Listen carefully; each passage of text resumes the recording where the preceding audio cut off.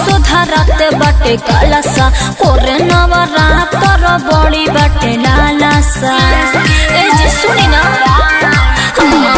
गावही में सुधरते बाटे कालासा कोरे नवरात्र बड़ी बाटे लालासा मोइला ला चुनरी तू मंगाई दे तो हो ए राजा हो पंडाल में कूलर लगावाई दे तो हो पिया हो पंडाल में एसी लगावाई दे तो हो एसी लगे पंखा लगवा दी पंडाल में एसी लगावाई डीजे कंचन हाजीपुर वैशाली।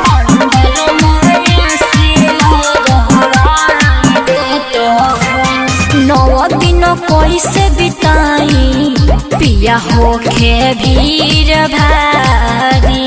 असही तो कहतानी कति पहिले तैयारी 9 दिन कैसे बिताई पिया होखे भीड़ भारी असही तो कहतानी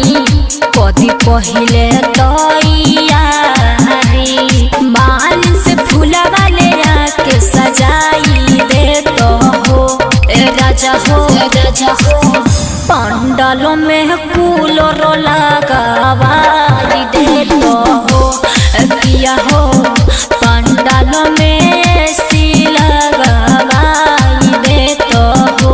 लगवा दिया रिकॉर्डिंग स्टूडियो सिमरा। पंडाल में एसी लगावाई डीजे कंचन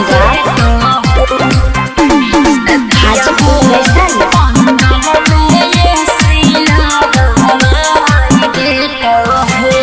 सुनिल जैसे रवाली मैया बड़ी हई दानी गोदी जे बाटे हमर सुना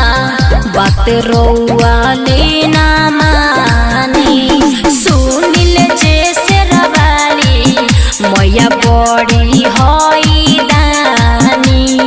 गोदी जे बाटे हमर सुना बात रौआ लेना मानी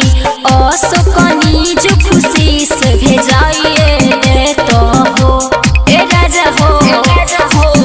पंडाल में कूलर लगावाई दे तो हो पिया हो पंडाल में एसी लगावाई दे तो हो अब तो लगवा दी। रिकॉर्डिंग